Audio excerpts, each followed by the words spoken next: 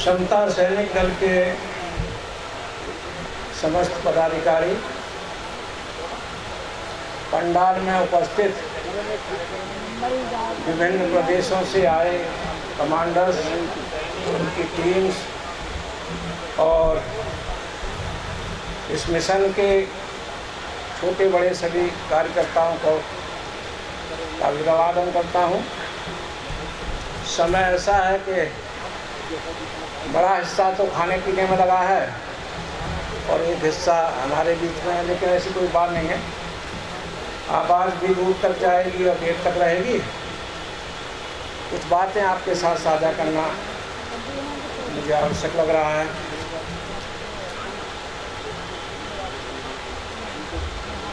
बाबा साहब ने समता सैनिक दल की स्थापना किन परिस्थितियों, किन हालातों में और क्यों की? अगर हम इस बात को नहीं रेखांकित करेंगे तो हम इस संगठन में जो अपेक्षित है निरंतर जान डालते रहने का काम नहीं कर पाएंगे। मुझे हमेशा ये लगता है कि कोई भी संगठन, खासकर ऐसा संगठन जिसके साथ सैनिक शब्द जुड़ा हो, उसकी मजबूती लड़ते लड़ते होती है। उसके सामने हमेशा एक लक्ष्य, एक चुनौती रहनी चाहिए। और ऐसा नहीं है कि जिस टारगेट को लेकर बाबा साहब ने इस संगठन की स्थापना की वो काम कोई पूरा हो गया हो। वो भी जानते थे और हमें भी जानना चाहिए कि ये जो समता का प्रश्न है ये कोई 10-20 साल में हल होने वाला प्रश्न नहीं है। और बदकिस्मती से हम ये देखते हैं कि जो विषमता पसंद शक्तियां हमारे देश में उस समय थी और अब भी हैं, उनकी सक्रियता समता पसंद लोगों से कहीं अधिक है। और उसको काउंटर करने के लिए, उसको बताने के लिए, समता स्थापित करने के लिए ये बहुत आवश्यक है कि हम उन उद्देश्यों को सामने रख लें कि जिनको ध्यान में रखकर बाबा साहब ने ये संगठन बनाया था। हमारे साथी यहाँ मंच पर ये बोल रहे थे कि भाई हमारी संख्या उतनी क्यों नहीं है जितनी अपेक्षित रहती है, हम हजारों की तादाद में क्यों नहीं दिखाई देते हैं और हमारे सैनिक उत्साही या ओजस्वी दिखाई क्यों नहीं पड़ते हैं। आप एक चीज़ का ध्यान दीजिए, कोरेगांव की कहानी सब लोग जानते हैं। वहाँ जो हमारे सैनिक लड़े थे, आप जानते हैं किन हालातों में थे। वो एक नदी पार करके आए थे और पूरी रात उन्होंने खाना नहीं खाया था और जिनसे उन्हें लड़ना था वो सशस्त्र थे, घोड़ों पर सवार थे और हमारे सैनिक पैदल चल के आए थे। लेकिन एक एक ने 500 को परास्त किया था। वो क्या ताकत थी? भूखा सैनिक, निहत्था सैनिक, पैदल चल के आने वाला सैनिक एक 500 से निपटता है। वो क्या चीज़ थी? वो चीज़ थी अंदर की वो आग जो पेशवाओं ने हमारे सैनिकों के अंदर भरी थी। वो क्या थी? वो उन सैनिकों को पेशवा की सेना में जगह नहीं मिली थी। वो ब्रिटिश सेना की तरफ से लड़ रहे थे। क्यों नहीं मिली थी? पेशवाओं का जो राज था उसमें अस्पृश्यों के को क्या था, वो रास्ते पर नहीं चल सकते थे। वो थूकने के लिए उनके गले में हांडी बांधी जाती थी, उनकी कमर के पीछे झाड़ू बांधा जाता था। सबसे विकराल, सबसे भयंकर, सबसे अमानवीय जो कृत्य होता था वो वहीं तो होता था।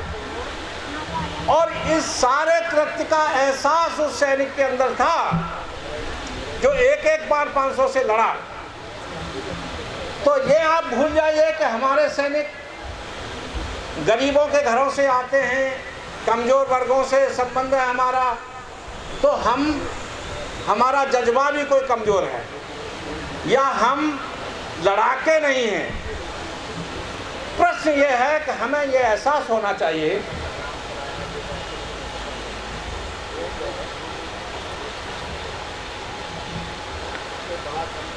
कि हमें लड़ाई लड़नी किसके खिलाफ है, हमारा उद्देश्य क्या है। बाबा साहब इस संगठन को बनाते हुए एकदम स्पष्ट थे और उनकी स्पष्टता ये थी कि हमारा सैनिक किसी पर हमला करने के लिए सैनिक नहीं है, हमारा सैनिक मनुष्यता की रक्षा करने के लिए है, मानवीय मूल्यों की रक्षा करने के लिए है, मानवाधिकार की रक्षा करने के लिए है, समता के जो मूल्य हैं उसकी रक्षा करने के लिए है। तो हम आक्रामक नहीं हैं, हम बचाव के लिए बने। तो बचाव की भी जिम्मेदारी छोटी मोटी नहीं है। हमारी बहनों पर जो अत्याचार होते हैं वो हमारे बचाव की जिम्मेदारी है। हमारी शिक्षा पर जो हमला होता है हमारे बचाव की वो जिम्मेदारी है। हमारे गांव में रहने के लोगों को गांव से खदेड़ा जाता है, अधिकार छीने जाते हैं। और जिस भी क्षेत्र में विषमता की बात हो, समता सैनिक, बुद्धि से भी सैनिक होना चाहिए और वो है। मैं एक उदाहरण आपके सामने रखना चाहूँगा। हमारे पिछले दिनों एक संविधान संशोधन करके कानून लाया गया EWS। मैं समता सैनिक दल के राष्ट्रीय अध्यक्ष का वक्तव्य सुन रहा था और वो उसमें कह रहे थे कि भाई ये तो संविधान में है ही नहीं, ये हो नहीं सकता। आप भी सुनेंगे शायद यूट्यूब पर वो पड़ा हुआ है, लेकिन हो गया। और हो किस स्थिति तक गया कि अगर समता की बात है तो जो व्यक्ति सबसे गरीब है, अगर आपने आर्थिक आधार तय किया है तो उसको प्राथमिकता मिलनी चाहिए, चाहे वो SC है, ST है, OBC है, जनरल है, जो भी है। लेकिन आप देखिए क्राइटेरिया क्या है। जो शेड्यूल ट्राइब का गरीब है उसका आय प्रमाण पत्र 3 लाख का, एक साल की 3 लाख की आय है, 2.5 लाख का। और EWS वाला 8 से 15 लाख कर दिया, यानी उनका गरीब 15 लाख का है और SC ST का गरीब 2.5 लाख का है। तो फिर समानता कहाँ है। और ये जो आर्थिक आप कहते थे कि भाई जाति तो कोई इशू ही नहीं है, आर्थिक कारण है, आर्थिक आधार पर दे रहे हैं। लेकिन ये जो प्रमाण पत्र बनता है, पता है आपको,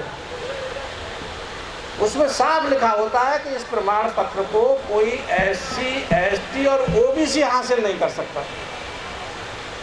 तो फिर केवल सबड़ा हासिल कर सकता है। तो आधार आर्थिक काम हुआ, जाति हुआ ना। अगर आर्थिक आधार होता तो फिर जो सबसे कम अर्थ वाला है, सबसे कम जिसके पास पैसा है, उसको सबसे पहले प्रमाण पत्र दीजिए, प्राथमिकता दीजिए। और सवर्ण में भी इसको कौन फायदा उठा रहा है। मैं आजकल देखता हूँ, मैं सर्टिफिकेट देख रहा था कि हर तीसरे सवर्ण के पास EWS आ गया। हर तीसरा बच्चा, हमारे यहाँ था यूनिवर्सिटी में पहले 1-2 मिलता था, हर तीसरा बच्चा EWS का सर्टिफिकेट लाता है। तो सवाल ये है कि ये संविधान में नहीं था और संशोधन किया तो ये तर्कसंगत नहीं है, विधि संगत नहीं है, संविधान के योग्य संगत नहीं है, लेकिन फिर भी जजेस को मैनेज करके ये कर लिया गया। तो अब समता सैनिक दल की क्या जिम्मेदारी है? ऐसा कोई भी कानून है, ऐसी कोई भी प्रथा है, समता सैनिक दल को उसमें लड़ना होगा। अब ये नहीं है कि सिर्फ सैनिक ही लड़ेगा, समता का विचार रखने वाला हमारा वकील भी होगा, हमारा प्रोफेसर भी होगा, हमारा जज भी होगा, हमारा स्टूडेंट भी होगा और हमारा किसान भी होगा। कि समता सैनिक केवल वही नहीं है जिसने वर्दी पहनी है, समता सैनिक दिमाग से हम सबको बनना है, सबको दिमाग से समता सैनिक बनना है। क्योंकि बाबा साहब के पूरे दर्शन का सार समता है। बाबा साहब की पूरी जो कसरत है, उन्होंने देखे समता अखबार निकाला, समता संघ बनाया, समता सैनिक दल बनाया, हर बार वो समता की बात करते थे, हर मायने में समता की बात करते थे। और क्यों करते थे? कि वो जानते थे कि इस देश को अगर कोई मूल्य देना है जो बुद्ध से प्रेरित है, जो हमारे संतों से प्रेरित है, या जो वैश्विक मानव मूल्य है, जैसे ये डेमोक्रेसी का मूल्य आया, वोट का अधिकार सबको बराबर है, संविधान ने कह दिया कि भाई पूजा का अधिकार सबको बराबर है, रास्ते पर चलने का अधिकार सबको बराबर है, आवास का अधिकार सबको बराबर है। तो फिर वो बराबरी हमारे जो राष्ट्र निर्माता हैं या जिनके हाथों में हम सरकारें सौंपते हैं, सत्ता सौंपते हैं, उनसे कराने के लिए हमको लगातार संगठित होना पड़ेगा। आप ये देखेंगे कि हमारे बीच से जाने वाले लोग भी ऐसे कानूनों का समर्थन कर जाते हैं। तो क्यों कर जाते हैं? कि एक चरित्र ऐसा निर्मित हो गया, सत्ता वालों का शासक वर्ग बन गया और एक शासित वर्ग बन गया। तो हम तमाम अगर शासित वर्ग में खड़े हैं तो शासित के साथ साथ हम शोषित भी हो रहे हैं। तो उस शोषण के खिलाफ हमारा काम है कि हम बाबा साहब ने जो लिखा है, बाबा साहब ने जो सोचा है, उसका अध्ययन करें। मैं अभी जोशी जी से बात कर रहा था, मैंने कहा देखिए अभी 1 साल आपके सामने है और हम 100वां जन्मदिन मनाएंगे समता सैनिक दल का। तो इसमें हमें क्या करना चाहिए? क्योंकि एक ही तरह के लोग नहीं हैं, कुछ शिक्षक हैं, कुछ अधिकारी हैं, कुछ सामान्य लोग हैं। तो हमें कम से कम जो जिला स्तर है, राज्य स्तर है, उससे जब हम संपर्क करने जाएं लोगों में, तो हमारे पास कुछ लिटरेचर होना चाहिए। लिटरेचर वो कि हम पढ़ लें कि जब इसकी संस्थापना हुई थी क्या उद्देश्य थे और क्यों हमने बनाया था और क्या हमारा लक्ष्य है। अगर ये संदेश जाता नहीं है तो हम मिल के आते हैं व्यक्ति से, उससे थोड़ा चंदा ले लिया, चले आए, उसके बाद वो अपनी रूटीन लाइफ में चला जाता है। और रूटीन लाइफ पर कब्जा किसका है? जो परंपरागत विचार, उसी में ढला हुआ है हमारा समाज। अब उन परंपरागत विचारों में मनुवादी विचारों का वर्चस्व है। अब उन विचारों को आप एक दिन में समाप्त नहीं कर सकते।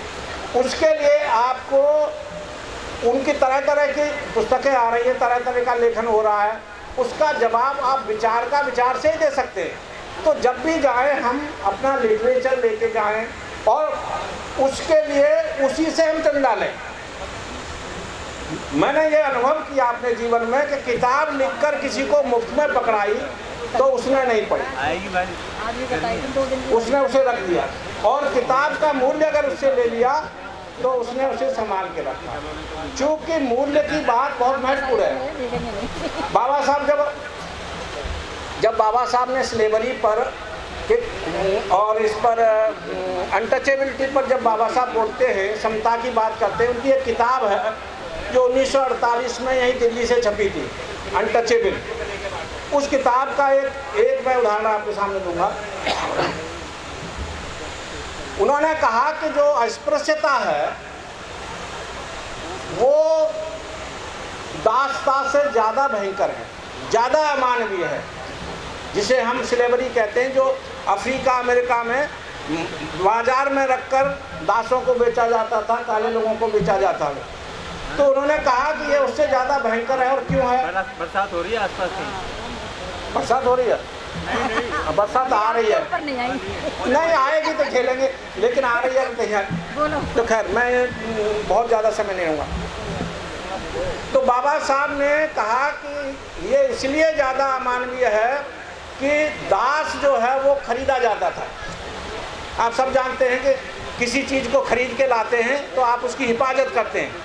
आप अगर कुत्ता भी खरीद के लाते हैं तो उस कुत्ते को भी चाहते हैं कि ये बीमार ना हो, ये भूखा ना रहे, ये मर ना जाए, उसकी हिफाजत करते हैं। और अगर आपको स्ट्रीट डॉग मिल जाए तो आप उसको, ज़रूरी नहीं है कि आप उसको खाना खिलाएंगे, और वो मर जाए तो आप पर कोई फ़र्क पड़ेगा।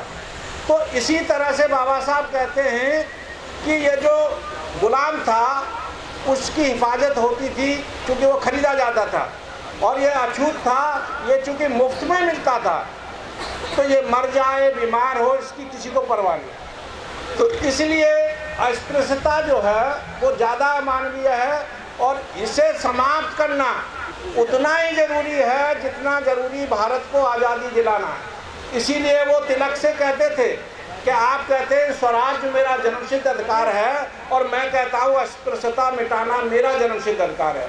तो आप समझिए कि अस्पृश्यता मिटाना उन्होंने स्वराज पाने के बराबर समझा, और यही कारण है कि अस्पृश्यता नहीं मिटी है तो हमें अभी स्वराज मिला नहीं है। तो इसलिए हमारी स्वराज की लड़ाई जारी रहेगी, और समता सैनिक दल और तमाम दल बाबा साहब की जो वैचारिकता को लेके आगे चल रहे हैं, जो गैर राजनीतिक स्तर पर काम कर रहे हैं, उनका ज़्यादा महत्व है। बाबा साहब कहते थे कि समाज शिक्षित होगा, प्रबुद्ध होगा तो राजनीतिक स्तर पर भी हमारे अधिकार सुरक्षित रह पाएंगे, और सामाजिक संगठनों को, वैचारिक संगठनों को आप मजबूत नहीं करेंगे तो आपके नेता भी किसी मतलब के नहीं होंगे, क्योंकि जो निकलता है समाज से निकलता है, आवाज़ समाज है। इसलिए समता सैनिक दल हो या लेखक संघ हो, तमाम की जिम्मेदारी ये होती है कि वो इस समाज को प्रबुद्ध करें। समय की सीमा है, मैं आपका बहुत बहुत धन्यवाद करता हूँ, अपनी बात यही करता हूँ।